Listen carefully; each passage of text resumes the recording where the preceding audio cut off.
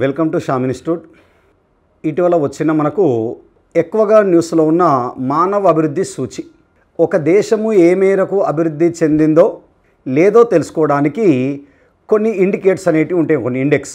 దాంట్లో ప్రపంచ దేశాలు అభివృద్ధికి కొలమానముగా హ్యూమన్ డెవలప్మెంట్ ఇండెక్స్ను ఎక్కువగా ఉపయోగిస్తున్నారు.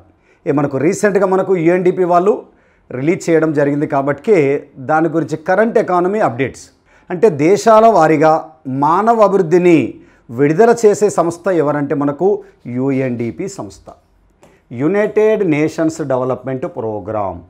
ఇది దేశాల వారీగా ర్యాంకులను ప్రకటిస్తుంది. దేశములో రాష్ట్రాల వారీగా మానవ అభివృద్ధిని విడుదల చేసేది ప్లానింగ్ కమిషన్. ప్రస్తుతం నీతి ఆయోగ్ వచ్చిన తర్వాత దాన్ని విడుదల చేయడం లేదు. రాష్ట్రములో జిల్లాల వారీగా మానవ అభివృద్ధిని విడుదల చేసే సంస్థ మనకు సెస్ అనే సంస్థ ఉంటుంది, centre for economic social studies, సాంఘిక ఆర్థిక అధ్యయన సంస్థ. జిల్లాల వారీగా మానవ అభివృద్ధిని అంచనా వేసిన మొదటి రాష్ట్రం ఏంటంటే మనకు మధ్యప్రదేశ్. అందుకే మనకు భారతదేశంలో రాష్ట్రాల వారీగా ప్లానింగ్ కమిషన్, దేశాల వారీగా UNDP సంస్థ అనేది విడుదల చేస్తుంది. ప్రపంచంలో అన్ని దేశాలు కూడా అభివృద్ధికి కొలమానముగా దేన్ని ఉపయోగిస్తున్నారంటే మానవ అభివృద్ధి సూచిని ఉపయోగిస్తున్నారు. చూడం, ఆధునిక కాలములో ఆర్థిక అభివృద్ధిని లెక్కించుటకు ఉత్తమమైన సూచి ఏంటంటే మనకు HDIని మనకు భావిస్తున్నారు. చూడం, ఈ HDIని రూపశిల్పిగా మనకి ఎవరిని చెప్పుకుంటారంటే పాకిస్తాన్ ఆర్థికవేత్త అయిన మహబూబుల్లాహ్. ఇతని HDI రూపశిల్పి. రూపకల్పనలో సహాయపడిన వ్యక్తులు ఎవరంటే అమర్త్య సేన్, మేఘనాథ్ దేశాయ్, రిచర్డ్, గుస్తావ్ రానిషన్ ఆర్థికవేత్తలు రూపకల్పనలో సహాయపడిన వ్యక్తులు. అందుకే HDI రూపశిల్పి అంటే పాకిస్తాన్ ఆర్థికవేత్త అయిన మహబూబుల్లాహ్ అని చెప్పాలి. ఇతని రూపకల్పనలో సహాయపడిన వ్యక్తులు అన్నప్పుడు మనకు అమర్త్య సేన్, మేఘనాథ్ దేశాయ్, రిచర్డ్, గుస్తావ్ రానిష్. అదేవిధంగా 1990 నుంచి ఇప్పటి వరకు ప్రతి సంవత్సరము UNDPని HDIని తయారు చేసి ఎవరు ప్రకటిస్తున్నారంటే మనకు UNDP వాళ్ళు మనకు ప్రకటిస్తున్నారు. చూడం, HDIని లెక్కించడానికి ఏ పారామీటర్ తీసుకుంటా అంటారు. మానవ అభివృద్ధిలో మొదటి స్థానం స్విట్జర్లాండ్ అని చెప్తాం. లీస్ట్ ప్లేస్లో చూసినట్టయితే సోమాలియా, దక్షిణ సుడాన్ చెప్తుంటా అంటాం. మానవ అభివృద్ధిలో మొదటి టాప్ ర్యాంకులని దేన్ని పరిగణలో తీసుకుంటామంటే 3 ఇండికేటర్స్ను ప్రామాణిక తీసుకుంటాం. 1 ఆయు ప్రమాణము, 2 అక్షరాస్యత, 3 తలసరి ఆదాయం. 1 ఆయు ప్రమాణం అన్న జీవిత కాలం అన్న ఒకటే, లైఫ్ ఎక్స్పెక్టెన్సీ అంటాం.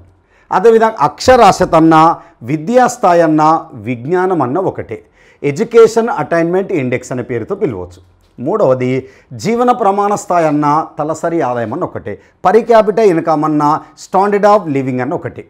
ఈ 3 అంశాల యొక్క గరిష్ట విలువలను, కనిష్ట విలువలను, వాస్తవ విలువలను ప్రామాణిక తీసుకుంటా అంటాం. ఉదాహరణకి అక్షరాస్యత గరిష్ట విలువ 100% అనుకుంటారు, కనీస విలువ 0% అనుకుంటారు అనుకోండి, వాస్తవ విలువ 74% అని పిలవచ్చు. అంటే అక్షరాస్యత గరిష్ట విలువ ఎంత ఉంది, కనిష్ట విలువ ఎంత ఉంది, వాస్తవ విలువ ఎంత ఉంది చూస్తుంటా అంటాం. అదే విధముగా ఆయు ప్రమాణము గరిష్టంగా ఎంత ఉంది, కనిష్టంగా ఎంత ఉంది, వాస్తవంగా ప్రస్తుతం ఎంత ఉంది. తలసరి ఆదాయం గరిష్టంగా ఎంత ఉంది, కనిష్టం ఎంత ఉంది, వాస్తవంగా తలసరి ఆదాయం ఎంత ఉంది. ఈ 3 అంశాలను 2010 వరకు కూడా అంక మాధ్యమములో లెక్కించారు. అంక మాధ్యమం అంటే ఆయు ప్రమాణము ప్లస్ అక్షరాస్యత ప్లస్ తలసరి ఆదాయం బై 3 అని లెక్కించేవాళ్ళు. 2010 నుండి జామెట్రిక్ మెథడ్ పద్ధతి ద్వారా లెక్కిస్తున్నారు. థర్డ్ రూట్ ఆఫ్ ఆయు ప్రమాణము ఇంటూ అక్షరాస్యత తలసరి ఆదాయం అని మెజర్ చేస్తున్నారు. ఈ 3 విషయంలో గమనిస్తే ఒక వ్యక్తి సగటున ఎన్ని సంవత్సరాలు జీవించగలుగుతాడో తెలియచేసే దానిని ఏమని పిలవచ్చు, మనకు ఆయు ప్రమాణం అనే పేరుతోటి పిలవచ్చు.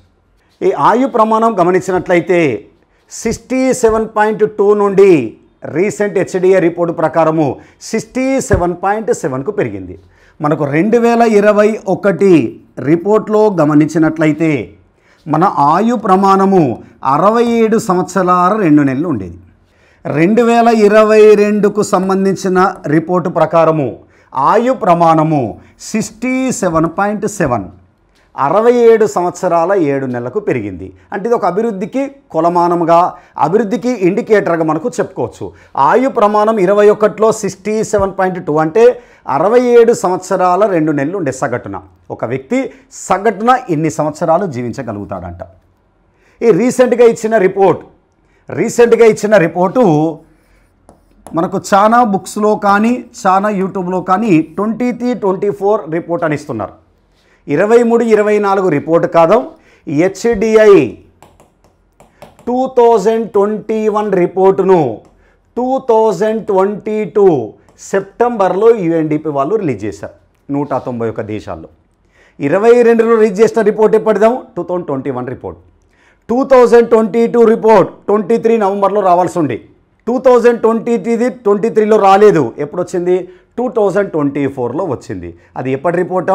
2022కు సంబంధించిన రిపోర్టు 2024లో వచ్చింది.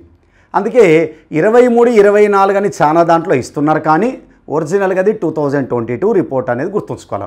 కన్ఫ్యూజ్గా వద్దాం. 22కు సంబంధించిన రిపోర్ట్. ఒకవేళ ఎగ్జామినర్ 23-24 ప్రకారం HDI ర్యాంక్ ఎంత అంటే భారతదేశం యొక్క ర్యాంకు 134 అని రాయండి. ఒరిజినల్ మాత్రం 2022. అధికారిక వెబ్సైట్లో కూడా 23-24 అని రిపోర్ట్ ఇస్తున్నారు. 23-24 ఇచ్చినప్పటికీ అది ఎప్పటి రిపోర్ట్?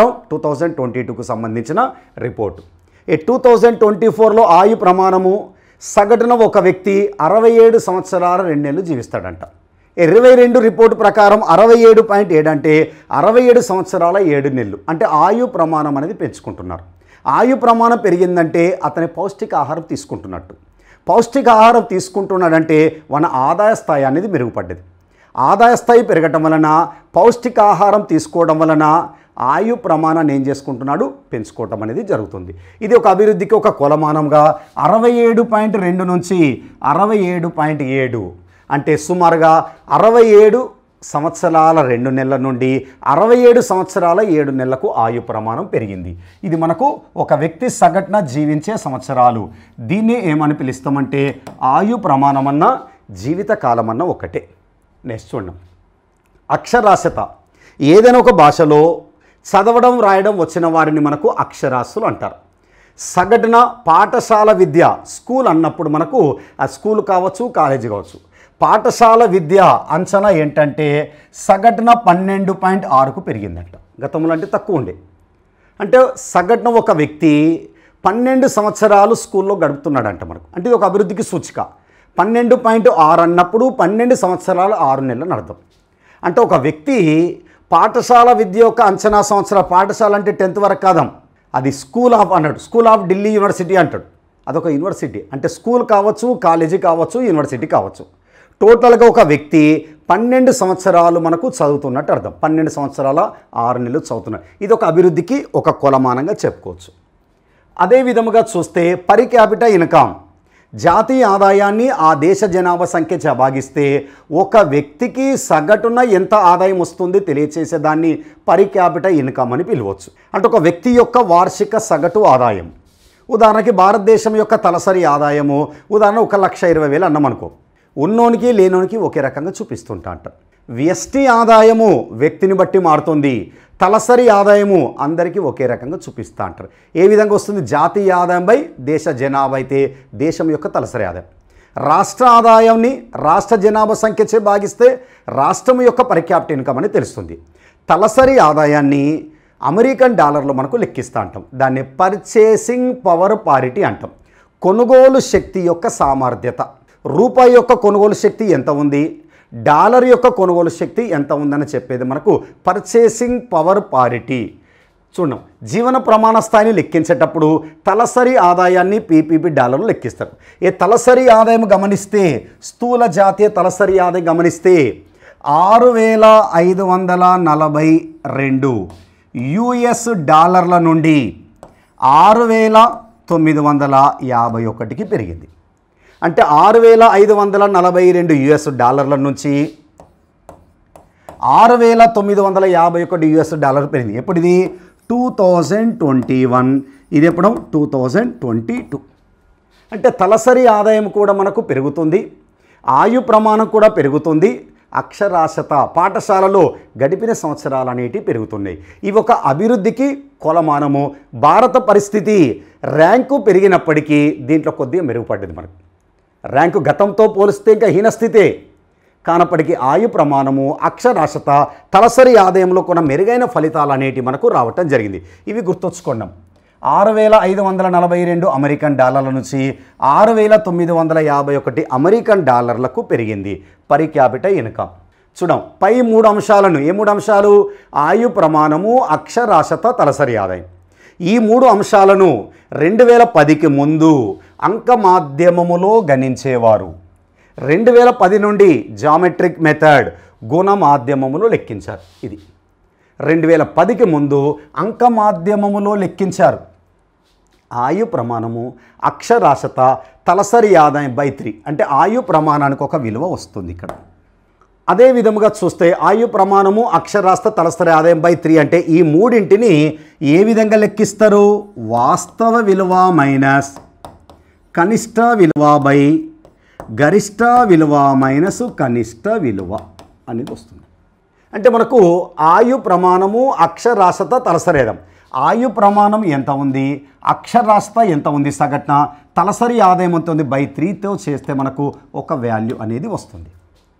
అందుకే మనకు ఆయు ప్రమాణం యొక్క వాస్తవ విలువ ఎంత, కనిష్ట విలువ ఎంత, గరిష్ట విలువ ఎంత, అదేవిధంగా కనిష్ట విలువ ఎంత.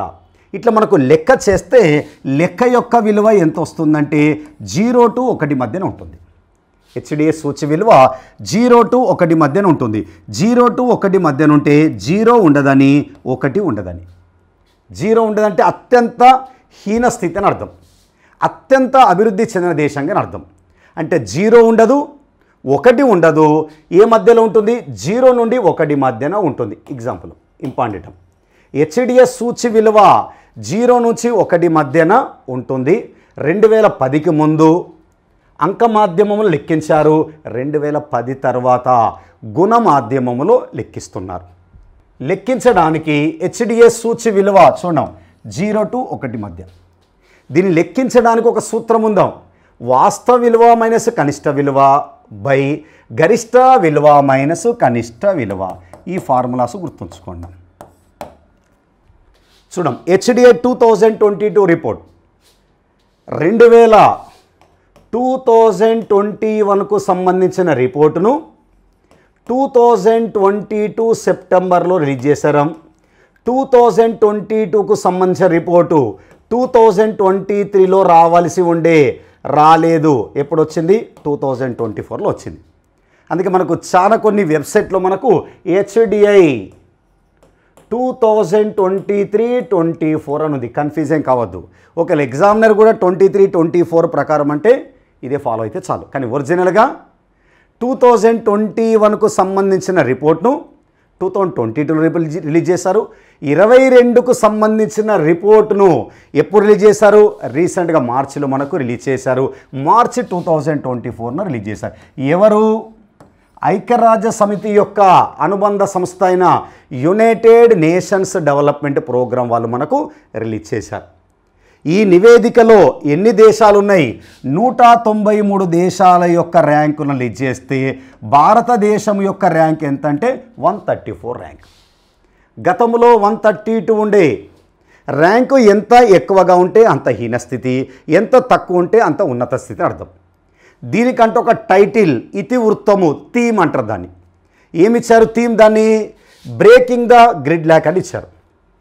చూడండి, థీమ్ చాలా ఇంపార్టెంట్. ఎగ్జామ్లో బ్రేకింగ్ ద గ్రిడ్ ల్యాక్ అని, రిమైజింగ్ కోఆపరేషన్ ఇన్ పోలరైజ్డ్ వరల్డ్ అని ఇచ్చారు. అంటే మీరు థీమ్ ఒకటే గుర్తుంచుకున్నాం. బ్రేకింగ్ ద గ్రిడ్ ల్యాక్ అనేది 2022కు సంబంధించిన హెచ్డిఏ యొక్క మనకు థీమ్ లేదా టైటిల్ అని గుర్తుంచుకున్నట్లయితే మనకు బ్రేకింగ్ ద గ్రిడ్ ల్యాక్ అనేది దీని యొక్క థీమ్. చూడం, 194 దేశాల యొక్క ర్యాంకులను విడుదల చేస్తే అధిక మానవాభివృద్ధి కలిగిన దేశాలు టాప్ 5 అడుగుతుంటాడు. అధిక మానవాభివృద్ధి కలిగిన దేశాలలో మొదటిది స్విట్జర్లాండ్. గతంలో కూడా అంతే ఉండను. సూచి విలువ ఇంపార్టెంట్ 0.967 ఎప్పుడు కూడా ఇది అత్యధిక మానవాభివృద్ధి దేశాల్లో ఉంటుంది. అంటే ప్రపంచ దేశాలను మానవ అభివృద్ధి స్థాయిని బట్టి అల్ప మానవ అభివృద్ధి అని, మధ్యస్థ మానవ అభివృద్ధి అని, అధిక మానవ అభివృద్ధి అని, అత్యధిక మానవ అభివృద్ధి అని అనొచ్చు. స్విట్జర్లాండ్ యొక్క ర్యాంకు మొదటి ర్యాంకు. సూచి విలువ 0.967. ఇది దేనిలో భాగము? అత్యధిక మానవ అభివృద్ధి దేశాల్లో భాగం. రెండవ ర్యాంకు దేనికి ఇచ్చారు? నార్వే 0.966. మూడవది ఐస్లాండ్, గత 2021 రిపోర్ట్ కూడా అంతే. నాలుగవది హాంకాంగ్. Iceland 0.959, Hong Kong 0.956, Denmark 0.952. గత 2021లో 5వ ప్లేస్ ఆస్ట్రేలియా ఉండి, ఇప్పుడు 5వ ప్లేస్ దేనికి వచ్చిందంటే డెన్మార్క్ ఇవ్వటం జరిగింది. అంటే గతంలో 3 అడిగేవారం టాప్ 3 అని, ఇప్పుడు 5 కూడా అడుగుతున్నాడు కాబట్టి టాప్ 5 అనేది మనకు గుర్తుంచుకుంటే ఎగ్జామ్లో మనకు సేఫ్ జోన్లో ఉండడానికి అవకాశం ఉంటుంది. అంటే మనకి ఏదో ఇబ్బంది పెట్టాలనుకునేటప్పుడు హెచ్డిఐ 2022 నివేదిక ప్రకారము అధిక మానవాభివృద్ధి దేశాలు వరుస క్రమంలో గుర్తించండి అంటాడు. అప్పుడు ఈ ఆర్డర్ గుర్తుంచుకోండి. Switzerland, Norway, Iceland, Hong Kong, Denmark. ప్రతి దేశం యొక్క సూచి విలువ అవసరం లేదా, టాప్ ఫస్ట్ దేశం యొక్క సూచి విలువ గుర్తుంచుకోండి. లీస్ట్ ర్యాంక్ యొక్క సూచి విలువ గుర్తుంచుకోండి. భారతదేశం యొక్క సూచి విలువ గుర్తుంచుకుంటే చాలు. మరొకటి, అత్యల్ప మానవాభివృద్ధి దేశాలు ఆయు ప్రమాణము, అక్షరాస్యత, తలసరి ఆదాయము బాగా తక్కువగా ఉన్న దేశాలలో మనకు సోమాలియా, గతంలో దక్షిణ సుడాన్ వచ్చింది మనకు. సోమాలియా 193 ర్యాంక్, సూచి విలువ 0.380. దక్షిణ Sudan 192, central African republic 191, niger లేదా నైగర్ 190, చాద్ 189. దక్షిణ సుడాన్ 0.381 సూచి విలువ, సెంట్రల్ ఆఫ్రికన్ రిపబ్లిక్ 0.387, నైగర్ 0.394. సూచి విలువ అన్ని అవసరం లేదా. సోమాలియా ఇంపార్టెంట్, అక్కడ స్విట్జర్లాండ్ ఇంపార్టెంట్. అంటే అత్యల్ప మానవాభివృద్ధి దేశాలు ఏంటంటే మనకు వరుస క్రమం అన్నప్పుడు అత్యంత హీన దేశంలో మనకు సోమాలియా, దక్షిణ Sudan, central African republic, niger, అదేవిధంగా చాద్ దేశాలు ఉన్నాయి. కొన్ని సందర్భాలలో పొరుగు దేశాల యొక్క ర్యాంకులు కూడా మనకు మెన్షన్ చేస్తుంటా అంటారు. పొరుగు దేశాల యొక్క ర్యాంక్ అన్నప్పుడు శ్రీలంక పరిస్థితి చూసినట్టయితే 78, China 75, Bhutan 125, Bangladesh 129, Pakistan 164, India 134 rank ఇచ్చారు. ఆఫ్ఘనిస్తాన్ 182 ప్లేస్ ఇచ్చారు. దీంతో పాటు మిగతా దేశాలై కూడా అడగటానికి మనకు ఛాన్స్ ఉంటుంది. జర్మనీ దేశం యొక్క ర్యాంక్ ఎంతంటే 7, సింగపూర్ దేశం యొక్క ర్యాంక్ ఎంతంటే 9, United Kingdom UK 15, UAE United Arabic Emirates చూసినట్టయితే మనకు 17, యుఎస్ఏ అమెరికా దేశం యొక్క ర్యాంక్ ఎంత అంటే మనకు 20, జపాన్కు సంబంధించిన ర్యాంక్ మనకు 24, అదేవిధంగా ఈజిప్ట్కు సంబంధించిన ర్యాంక్ 105, అదేవిధంగా మనకు సౌత్ ఆఫ్రికా యొక్క ర్యాంక్ ఏంటంటే 110. అంటే మనకు కొన్ని దేశాలు శ్రీలంక ర్యాంక్ ఎంత, చైనా ర్యాంక్ ఎంత, భూటాన్ ర్యాంక్ ఎంత, బంగ్లాదేశ్ ఎంత, పాకిస్తాన్ ఎంత, అదేవిధంగా ఆఫ్ఘనిస్తాన్ ఎంత, Germany, Singapore, UK, UAE, USA, Japan, Egypt ఇటువంటి కొద్ది ఇబ్బంది పెట్టేటప్పుడు ఇలాంటి అడగటానికి ఛాన్స్ ఉంటుంది. కావున ఇవి కూడా ఒకసారి ర్యాంకు చూసుకోండి, సూచి విలువలంతా అవసరం లేదు. అదేవిధంగా భారత్ యొక్క ర్యాంక్ ఎంత ఎగ్జామినేషన్లో ఇంపార్టెంట్ అని. భారత్ యొక్క ర్యాంక్ ఎంత 134, 2021లో 132. ఇది కంపేర్ చేసుకోవాలి. 132 నుంచి ఎంతకు పెరిగింది ఎంతకు తగ్గింది అంటడం. 132 నుంచి 134 ర్యాంకు ఎంత తక్కువ ఉంటే అంత అభివృద్ధి ఎక్కువ అని అర్థం. ఏ సూచి విలువ 0.644 గతములో 0.633 ఉండి 633 నుంచి 0.644 పడిపోయింది. అంటే హీన స్థితిలోకి వెళ్తున్నట్టు. ఇది గతంలో మధ్యస్థ మానవాభివృద్ధి భాగంగా ఉండే, ఇప్పుడు కూడా మధ్యస్థ మానవాభివృద్ధిలో భాగంగానే ఉండేది. ఇది మనకు గ్లోబల్ హ్యూమన్ డెవలప్మెంట్ ఇండెక్స్. అదేవిధంగా NHDR అని ఉంటున్నాం, నేషనల్ హ్యూమన్ డెవలప్మెంట్ రిపోర్ట్. HDIలో ఇవే 3 అంశాలు: ఆయు ప్రమాణము, అక్షరాస్యత, తలసరి ఆదాయం. ఈ మూడింటిని ప్రామాణిక తీసుకొని ప్లానింగ్ కమిషన్ వారు 10 సంవత్సరాలకు ఒకసారి లెక్కిస్తారు. 1981, 1991, 2001, 2011లో మనకు అంచనా వేశారు. 81, 91, 2001 ఈ 3 సందర్భాలలో కేవలం 15 రాష్ట్రాల్లోనే లెక్కించారు. 21లో చూస్తే 23 రాష్ట్రాల్లో లెక్కించారు. మానవ అభివృద్ధిలో ఎప్పుడు కూడా కేరళనే ఫస్ట్ ప్లేస్ ఉంటుందా? భారతదేశంలో అధిక మానవ అభివృద్ధిలో మనకు కేరళ. అదేవిధంగా చూసినట్టయితే లీస్ట్ ర్యాంక్ 15వ ర్యాంక్ బీహార్ ఉండేది. మన ఏపీ పొజిషన్ 9వ ర్యాంక్ ఉండేది. ఇప్పుడు 81, 91, 2001 2011లో 23 రాష్ట్రాలు లెక్కించిన కేరళ ఫస్ట్ ప్లేస్, 23వ ప్లేస్లో ఛత్తీస్గఢ్ 23 ర్యాంక్. ఏపీ యొక్క పొజిషన్ ఎంత ఉంది? 15వ పొజిషన్ ఉంది. ఇది జాతీయ మానవాభివృద్ధి నివేదికను ప్లానింగ్ కమిషన్ వారు లెక్కిస్తారు.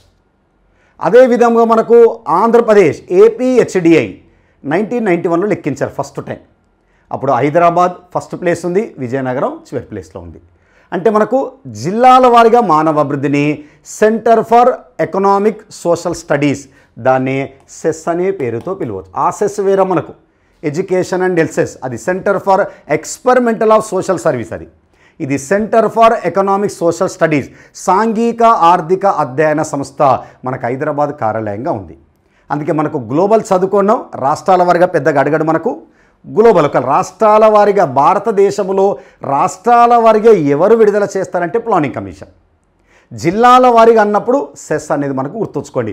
ఇప్పుడు వచ్చిన న్యూస్లో గ్లోబల్ హ్యూమన్ డెవలప్ ఇండెక్స్ వచ్చిందో, భారతదేశం యొక్క ర్యాంక్ 134, గత సంవత్సరంలో 132 ఉండే, అంటే 21లో 22కు సంబంధించింది 134. అదేవిధంగా సూచి విలువ గతంలో 0.633 ఉండే, ప్రస్తుతం 0.644 ఉంది. గత సంవత్సరంలో కూడా మధ్యస్థ మానవ అభివృద్ధిలో ఉండే, ఇప్పుడు కూడా మధ్యస్థ మానవ అభివృద్ధిలో భాగంగానే ఉంది. ఇది మనకు హ్యూమన్ డెవలప్ ఇండెక్స్. దీనితో పాటుగా మరొక రిపోర్టు కూడా రిలీజ్ చేశారు UNDP సంస్థ, లింగ అసమానత సూచి, gender inequality index. Gender inequality index GI అని పిలుస్తాం.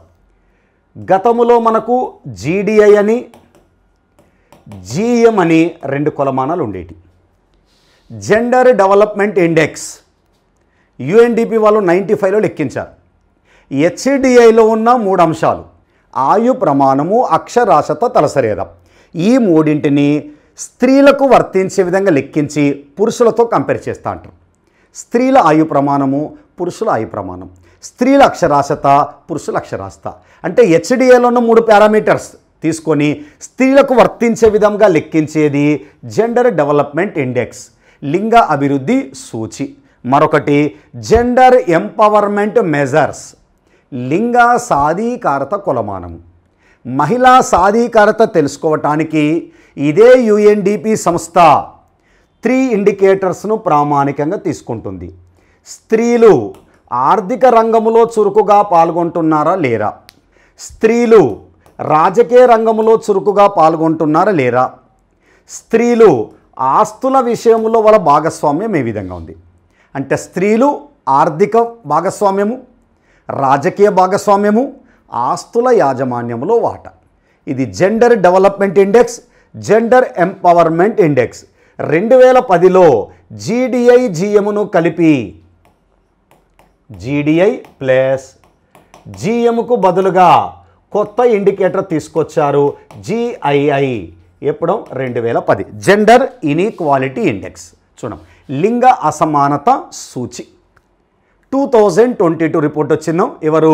ఐక్యరాజ్య సమితి యొక్క అనుబంధ సంస్థ UNDP వాళ్ళు 3 ఇండికేటర్స్ను ప్రామాణిక తీసుకుంటారు. ఒకటి పునరుత్పత్తి ఆరోగ్యము, అదేవిధంగా మహిళా సాధికారత, శ్రామిక మార్కెట్, లేబర్ మార్కెట్. అంటే మనకు శ్రామిక జనాభాలో పురుషులు ఉండొచ్చు, మహిళలు ఉండొచ్చు. దానిలో మహిళల యొక్క పాత్ర ఏ విధంగా ఉంది, అదేవిధంగా మహిళా సాధికారత సాధిస్తున్నారా లేరా, అదేవిధంగా పునరుత్పత్తి ఆరోగ్యం, ఈ 3 ఇండికేటర్స్ను ప్రామాణికంగా తీసుకొని 193 దేశాల యొక్క జాబితాను రూపొందించారు. దానిలో భారతదేశం 0.437 స్కోర్ నుంచి స్కోర్తో 437 స్కోర్తో 108వ స్థానంలో నిలిచింది. చూడం, ఈ జాబితాలో భారతదేశము 0.437 స్కోర్తో ఎన్నో స్థానంలో ఉంది? ఎగ్జామినేషన్ ఇంపార్టెంట్ 108వ స్థానంలో ఉంది. గత సంవత్సరం కూడా కంపేర్ చేస్తూ అంటాడు కదా, 2022లో 122వ స్థానంలో ఉండే. ఈ 108వ స్థానం నుంచి గతంలో 122 నుంచి ర్యాంక్ ఎంత తక్కువ ఉంటే అంత అభివృద్ధి కొలమానం. అంటే లింగపరమైన వ్యత్యాసాలు తగ్గిస్తున్నాం. గతంలో స్త్రీలకు పురుషులకు వ్యత్యాసాలు ఎక్కువ ఉండే, లింగపరమైన అసమానతలు అనేటి తగ్గించుకుంటున్నాం. 21లో 122వ స్థానంలో ఉంటే 108కి తగ్గింది. అంటే అసమానతలు అనేటి తగ్గించుకుంటున్నాం. ఇగో లింగపరమైన వ్యత్యాసాలు అసమానతలు తక్కువగా ఉన్న మొదటి 3 దేశాలు డెన్మార్క్, నార్వే, అదేవిధంగా స్విట్జర్లాండ్. ఉదాహరణకి మహిళలకు వేతనాలు మన దగ్గర చూస్తే పురుషులకు 500, స్త్రీలకు 200 ఇస్తారు. డెన్మార్క్, నార్వే దేశాలలో ఈ వేతనాల్లో పెద్దగా వ్యత్యాసాలు అనేవి ఉండవు. వేతనాల్లో పెద్దగా వ్యత్యాసాలు అనేటివి మనకు కనిపించవు. అందుకే లింగపరమైన అసమానతలు తక్కువ ఎక్కడంటే మనకు డెన్మార్క్, నార్వే, స్విట్జర్లాండ్. దీని గురించి ఫుల్ డీటెయిల్స్ ఇంకా మనకు ఒక వీడియోలో చేస్తూ ఉంటాము. దీనికి ఇన్ఫర్మేషన్ సంబంధించిన పూర్తి డీటెయిల్స్ ఇంకా మనకు అందుబాటులో లేవు. కాబట్టి లింగ అసమానత తక్కువగా ఉన్న మొదటి దేశాలు అడిగేటి కూడా మనకి ఇవే. లింగపరమైన వ్యత్యాసాలు తక్కువగా ఉన్న మొదటి 3 దేశాల్లో ఒకటి డెన్మార్క్, నార్వే, స్విట్జర్లాండ్. దీన్ని మనకు ఇండియా యొక్క ర్యాంకు ఎంత అంటాడు, ఇండియా యొక్క స్కోర్ ఎంత అన్నప్పుడు మనకు 108. ఏ సంవత్సరం? 2022కు సంబంధించింది. ఎవరు విడుదల చేస్తారు దీన్ని? UNDP వాళ్ళు మనకు రిలీజ్ చేస్తారు. ఇది 2022 రిపోర్ట్. ఎన్ని ఇండికేటర్స్? 3 ఇండికేటర్స్ ప్రామాణిక తీసుకుంటా అంటారు. అంటే మనకి ఇటీవల మనకు న్యూస్లో వచ్చింది ఇదొకటి. వరల్డ్ ట్రేడ్ ఆర్గనైజేషన్ WTOలో కూడా కొత్తగా మనకు చూసినట్టయితే 2 దేశాలు వచ్చినాయి. 2 దేశాలతోటి వరల్డ్ ట్రేడ్ ఆర్గనైజేషన్లో మనకు ప్రస్తుతం సభ్య దేశాలు ఎన్నంటే మనకు 166 సభ్య దేశాలు. గతంలో 164 ఉండే. ఇటీవల మనకు 166వ దేశంగా తూర్పు తైమూర్ అనేది వచ్చింది. సభ్య దేశాలు ప్రజెంట్గా 166 అనేది మనకు గుర్తుంచుకోవాలి. WTO ఇటీవల 13వ సమావేశం కూడా ఏర్పాటు చేశారు. ఎక్కడ మనకు UAEలోని అబుదాబి వద్ద ఏర్పాటు చేశారు. ఎప్పుడు? మన రీసెంట్గా మనకు 26 నుంచి 29 వరకు జరిగింది. ఇది ఫిబ్రవరి 2024 ఫిబ్రవరి 26 నుంచి 29 వద్ద ఎక్కడ జరిగింది? అబుదాబిలో జరిగింది. ఇది WTO 13వ సమావేశం మనకు జరిగింది. ఈ సమావేశాలకు ఎవరు హాజరవుతారు? భారతదేశం తరపున వాణిజ్య మంత్రులు హాజరు కావాలి. దానికి సంబంధించిన ఒక వీడియో వస్తుంది మీకు, వరల్డ్ ట్రేడ్ ఆర్గనైజేషన్. ఎందుకంటే ప్రపంచ వాణిజ్య సంస్థ సభ్య దేశాలు వచ్చినాయి. కొత్తగా సభ్య దేశాలు వస్తే ఎగ్జామినేషన్ ఇంపార్టెంట్. కొత్తగా ఏదైనా సూచి రిలీజ్ అయితే పాత సూచిని పక్కకు పెట్టడం కాదు, పాత సూచిలో ర్యాంకు ఇండియా పొజిషన్ ఎంత ఉంది, ప్రస్తుతం ఎంత ఉంది కంపేర్ చేసి చదువుకోవాలి. భారతదేశం యొక్క ర్యాంకు 22లో ఎంత ఉంది, 21లో ఎంత ఉంది, దీన్ని కంపేర్ చేసుకొని మనకు చదువుకోవాలి. కానీ పాతది అనేది వదిలేయొద్దాం మనకు. అందుకే ఒకటి న్యూస్లో వరల్డ్ హ్యూమన్ డెవలప్ ఇండెక్స్ వచ్చిందాం, జెండర్ ఇన్ఈక్వాలిటీ ఇండెక్స్ వచ్చింది. అదేవిధంగా వరల్డ్ ట్రేడ్ ఆర్గనైజేషన్లో 2 సభ్య దేశాలు కూడా చేరినాయి. ఇది మీరు నోట్ చేసుకున్నాం అంటే నోట్స్గా రాసుకోండి. గతంలో HD ఉంది కదా, దాంట్లో కొద్దిగా అప్డేట్ చేసుకుంటే మనకు సరిపోతుంది. Okay, thank you.